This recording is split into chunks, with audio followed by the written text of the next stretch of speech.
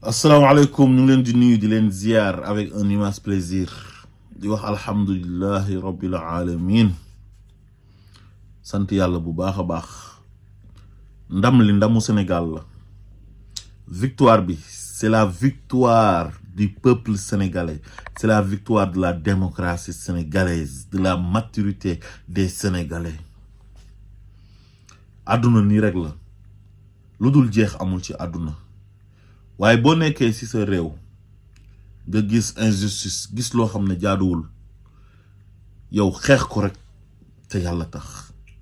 te bañ ko tek ci parlo te man ma ngi sant yalla bama bokké ci ñi nga xamné dañ doon xex rek te yalla tax pour Sénégal jëm kanam pour démocratie sénégalaise jëm kanam nek modèle comme nous nekké won modèle ci Afrique de l'Ouest pour ay nit baña ñëw falu rek japp ne ñom jox nañ leen nguur, ils ont tous les pouvoirs, ils ont tous les droits. War nañoo mën a teg nit ñi lu leen neex. Wallahi loolu moo taxoon ñuy xeex. Di xeex ngir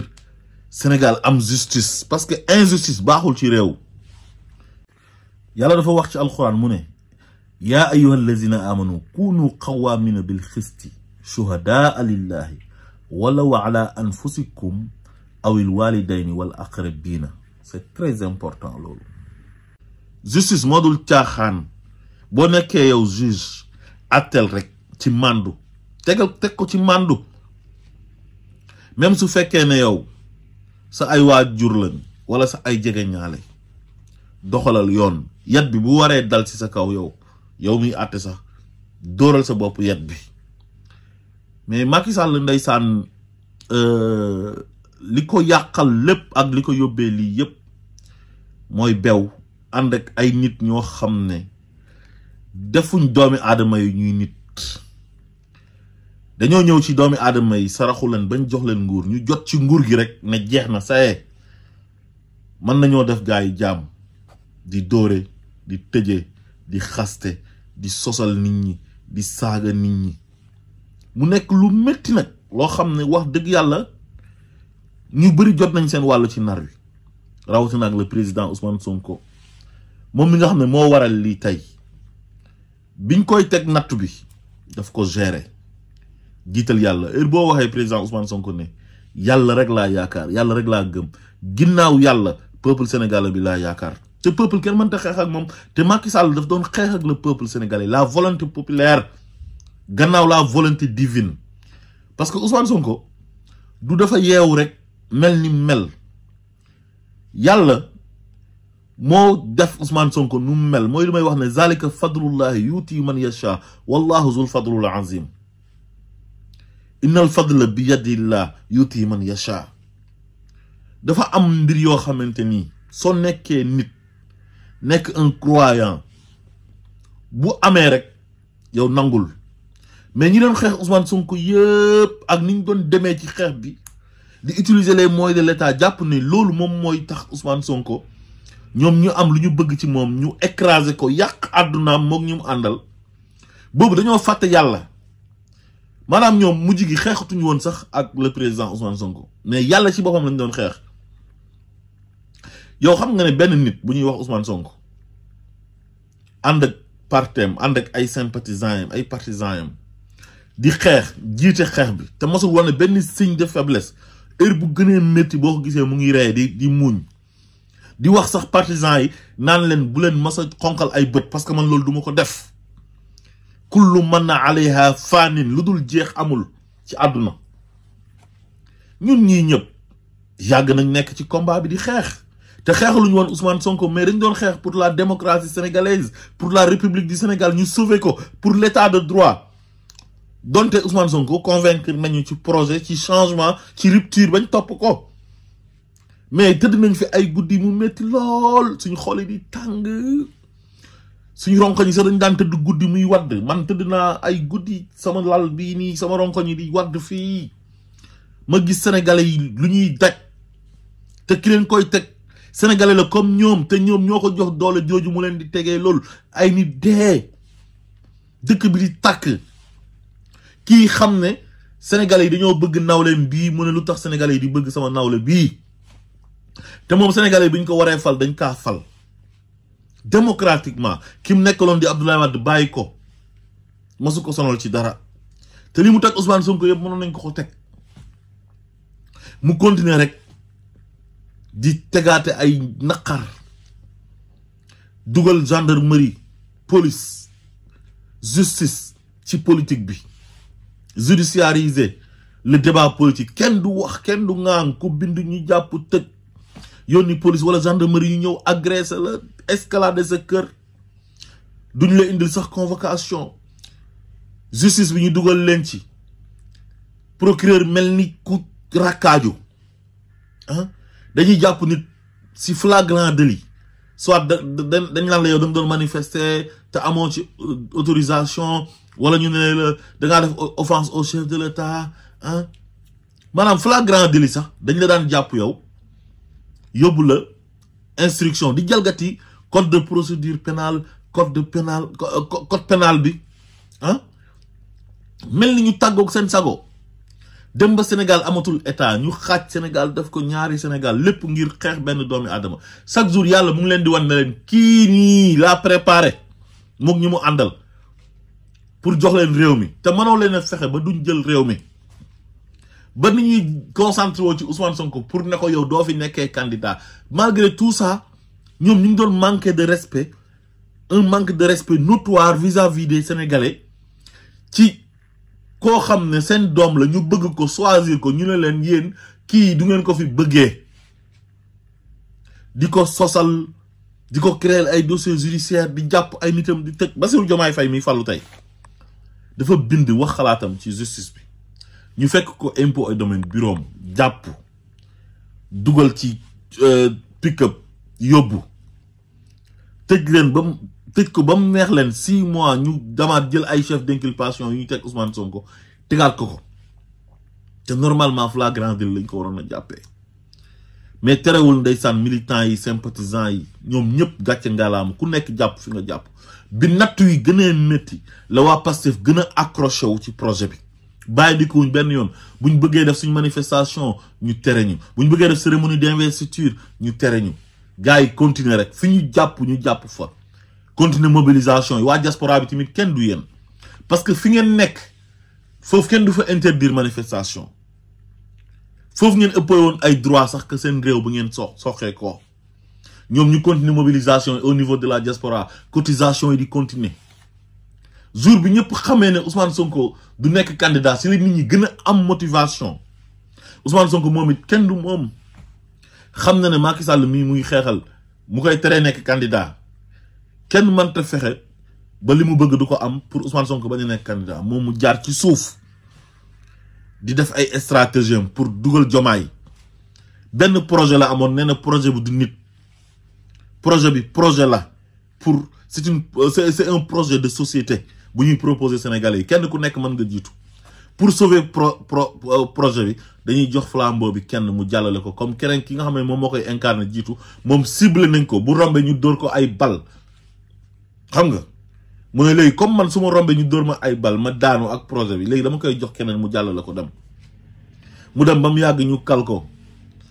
mu daanu mu paas flambeau bi Bassirou Diomaye Faye na ko demal li war a ne Sénégalais yi gis nañ seen bopp ci projet bi mooy Bassirou Diomaye Faye bu demutoon sous la bannière de Pastef ak Ousmane Sonko donte waxoon nañ ne tas nañ parti bi mais coalition Diomaye président 2024 mooy Pastef rek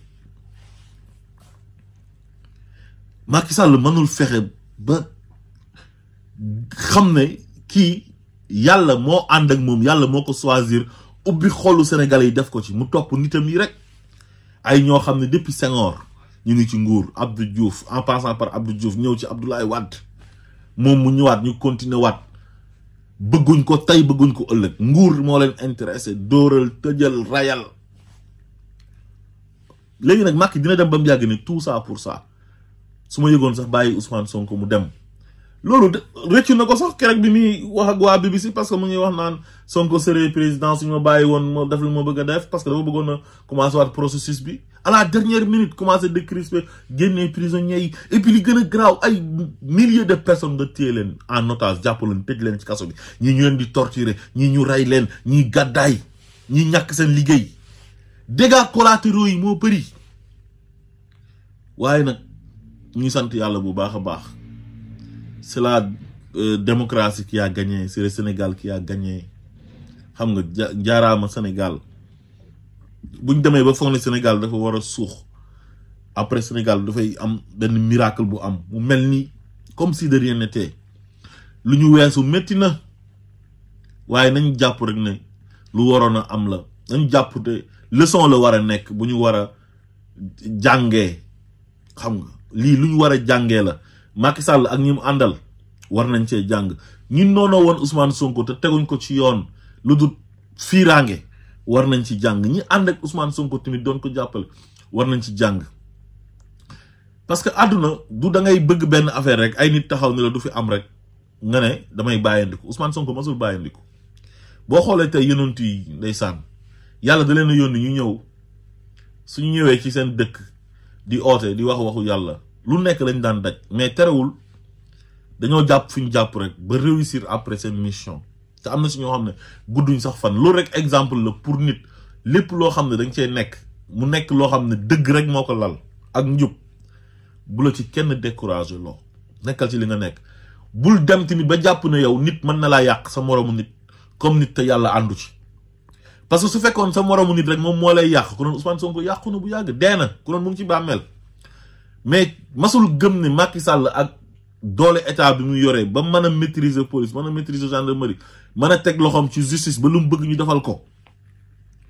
am ay administration boo xam ne lu mu bëgg ñu defal ko ba Ousmane Sonko soxlaa fiche de parrainage sax ñu ne ko yow kenn du la fi joxe fiche de parrainage nga xam ne c'est son droit le plus absolu di ko jox ay marchands ambulants di ko jox ay ñeneen ay wéykat ak lu ne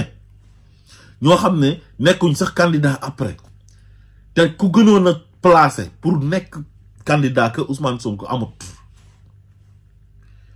ci administration boo xam ne fiche caisse de dépôt et de consignation ka nga fay teg ko Sonko day ñëw verser mu ne ko duma la jox quittance bon jox na ko quittance mais def na ko duma la jox yow attestation de dépôt lépp pour bu demee conseil constitutionnel ñu téye ko fexe ba teg conseil constitutionnel pression na leen Ousmane Sonko warul nekk candidat accélérer dossier bi jaare la ko cour suprême fu nekk loolu yëpp yàlla mu ngi noppi ba ñoom lu ñu bëggoon ne Ousmane Sonko du nekk candidat am na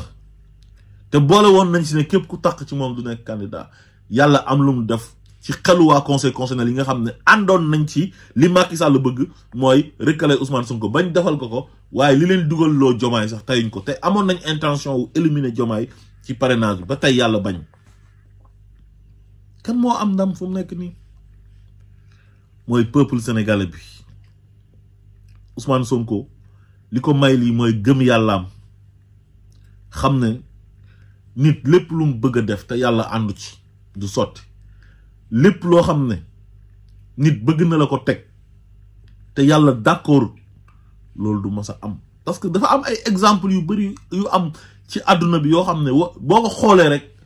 yow waroo ragal te Sonko dafa mas a jiital yàlla ci ay mbiram billahi wallahi tallahi benn niveau spiritualité boo xamante ni ak benn taqwa boo xam ne dafa jégg dayo moo tax aaya ba da ko daan faral di wax inna xalaqnaakum min zakarin wa unsa wa jaalnaakum shuuban wa xabaila li taarafu inna akramakum inda allahi atqaakum mu ne yéen nit ñi dama leen ne bind ngeen nekk góor ak jigéen nekk ay xeet ak ay famille waaye lu tax mooy ngeen xamante waaye ki gën ci yéen mooy ku gën a ragal yàlla gis nga taqwa dafa baax ci croyant gëm soo gëmee ne yàlla am na yàlla moo la bind lu am yàlla moo ko dogal waroo tiit waroo ragal nit ki lu manti am doole waroo tiit waroo caalit da ngay xool histoire Firawna ak Moussa yàlla nettal nañu ko ci alquran loolu déjà yow boo nekkee jullit rek boo xoolee loolu rek yow da nga war a def comme Ousmane Sonko ni mu def ci digganteem ak Macky Sall bii nii tey moo tax nee naa leen Macky Sall dina toog ne tout ça pour ça il va regretter te pourtant bi muy commencé événement 2021 yi ñëpp ñu doon wax naan ko Macky arrête ñu si bëri am ñeneen ñu nekk ci nopp yi naan ko non il faut l'écraser xam nga ana kuñ bëggoon a écraser est-ce que écraser nañ ko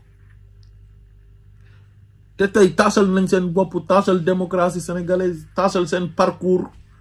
seen 12 ans yi 2021 ba 2023 bi ci la yàqoo. Loolu moo ko taasal dem di bëgg a éliminer benn adversaire politique. Lan moo tax ngay éliminer adversaire politique yow? Loolu moo warta am. Tout tax nga koy éliminer. Mais c'est un droit. Le prix absolu dafa war a nekk candidat. Comme yow ni nga nekkee woon candidat nga ne kii nit ñi bëgg nañ ko, man yore naa dooley état du fi nekkee président de la république.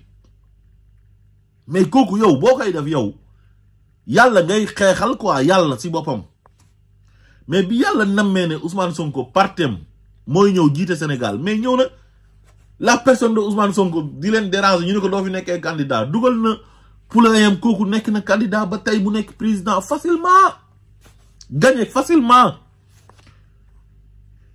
Sénégalais yi tamit gis seen bopp ci lu Ousmane Sonko woote, xeexle ko ci injustice bi. Gisoo Diomaye bi ñu ko dugalee ñoom ñëpp dañoo bàyyi Ousmane Sonko toxu ci Diomaye, commencé ko diaboliser ci physique am, ci accent yam. Am na sax ay vidéo yoo xam ne séeréer lay làkk ñu koy teg naan kii la ñuy war a def président. Mel ni ku nekk séeréer sax yow waratoo nekk sax waroo fay nekk dara di def ay mbir yoo xam ne c'est dangereux. Te ñooñu ñoo wër Macky Sall ci arrogance, ci violence verbale, violence physique. Ah ku ñuy waxal ñu ngi lay menacer di la tëkku naan naa la tëjlu, di tëjlu ay nit. Xam nga fexe ba créer ay opposants de l'opposant ñuy opposer Ousmane Sonko. Mu nekk loo xam ne c'est du jamais vu au Sénégal. Te Diomaye Faye li ko gën a dimbale mooy diabolisation bi ñu ko mujjee di diaboliser nii ci ay affaire de ay xeebaate, mel ni ku ko xeeb ci président ci jëmm. Loolu bokk na sax lu tax sénégalais yi gën ko voter ak injustice bu ñuy dund ak projet Pastef bi ak Ousmane Sonko mi ko proposé. Yooyu yëpp tey bokk na ci lu tax, parce que man j'ai suivi une émission de Diomaye Faye sur Séné People. Bi ma koy seetaan boobu mu ngi tolloon ci 359 000 vues en 2 jours. Démb ma xoolaat ko mu dem ba ci ay 600 et quelques mille. Mais su ma xoolee nombre de vues damay dem ci commentaires yi, mais commentaire dafa favorable à Diomaye Faye.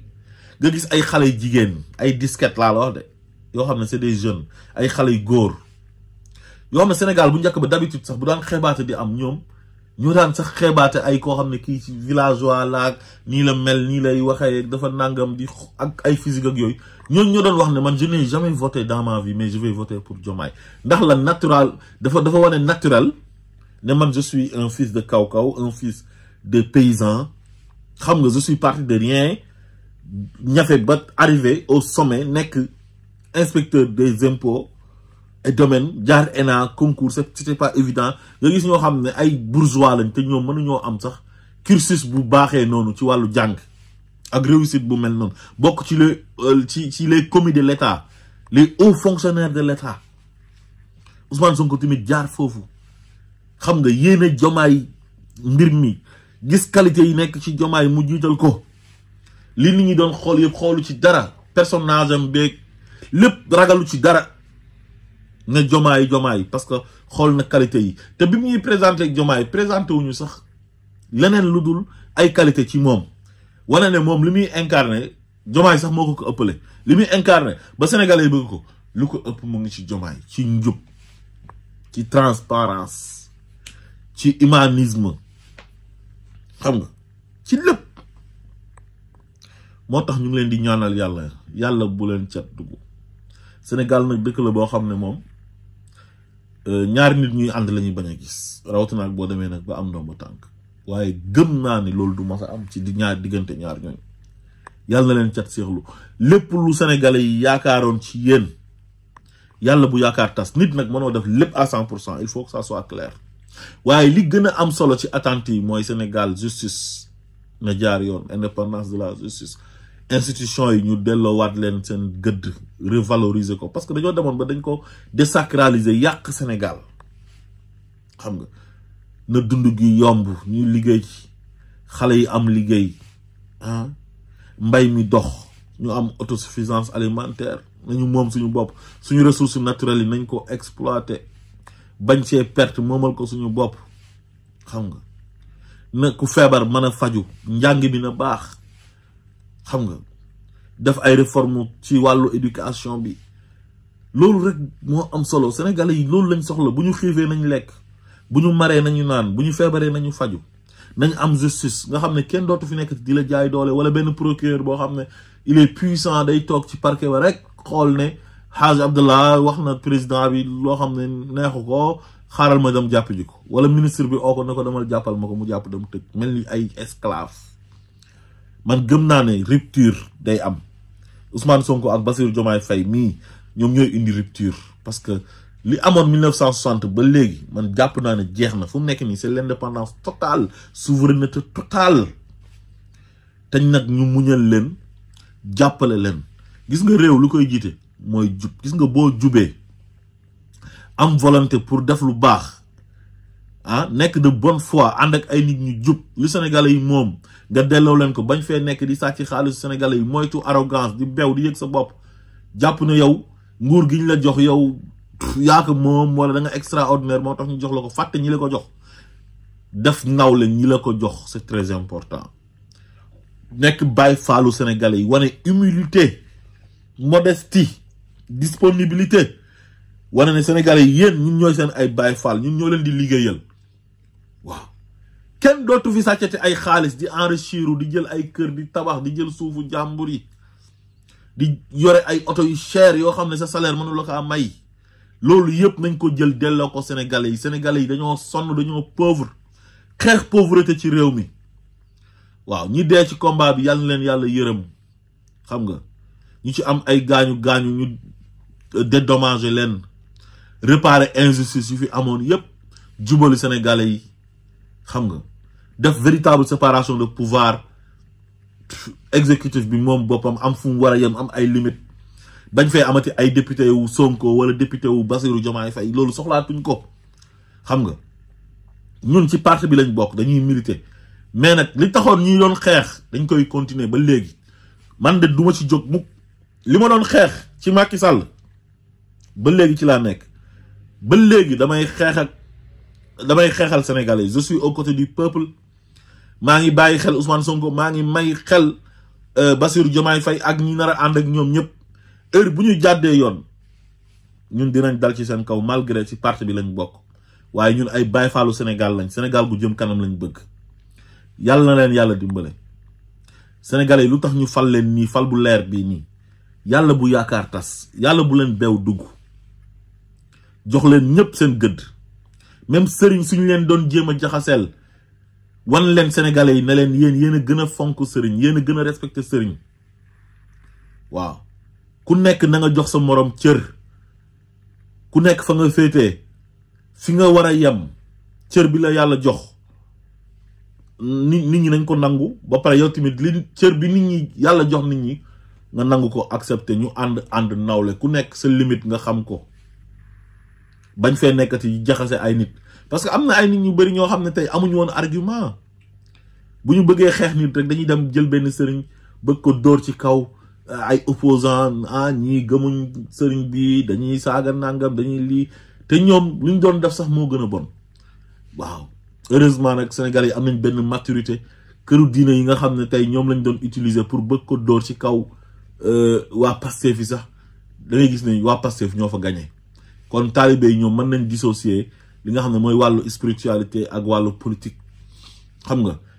donc ku nekk boo yemee fi nga war a yem sëriñ si tamit bañ a nangooti ñu leen di def ay armes pour di leen xeexee justice bi bañ ko gendarmerie bañ ko police bañ ko ak koo fa manti teg entité yëpp nañ bu ñu nangu mukk politique yi di leen jël di leen def arme di leen xeexee nañ xam ne ñoom dañ fay nekk pour sénégalais yi administration bi pareil bu ñu la joxee poste bu fa nekk jàpp ne poste bi nii Ousmane Sonko moo fa teg wala Bassirou Diomaye Faye moo fa teg rek man damaa war a nekk di ko jaamu ba koo xam ne àndut ak moom sax su ñëwee dama koy xañ waaw loolu il faut que ça cesse loolu mooy indi jàmm Sénégal démocratie dëgg lañ soxla liberté de presse na amul ay journalistes yi nañ leen bàyyi ñu wax seen xalaat ba pare ñoom it ku nekk xam fa ngay yem ñoom it ñu xam seen ay limite ay tëj ay rajo ak ay coupé ay signal ak yooyu yëpp ça doit être révolu na jeex lépp lu doon am ci Macky Sall daal ak bépp fitna buñ mës a dund na jeex waaw te loolu yëpp li ko waral mooy jaay doole bi waaw jaay doole baaxul donc Youssou Ndour wax na ko yàlla na yàlla def jàmm Sénégal ñu ngi sant yàlla bu baax a baax di wax alhamdulillahi rabbil alamin bés bu Sénégal soppeekoo ba li ñu bëggoon ci Sénégal ñu am luñ ci am donte mënoo am à 100% lépp na fekk ñun ñu mën a taxaw tiitaroo na participer woon nañ ci avec fierté te dañ ko doon def nag gratuitement sacerdoce la woon pour dañoo bëgg suñu réew rek loolu rek moo ñu ci dugaloon parce que yonent bi nee na xubbul watani minal iman kon asalaamaaleykum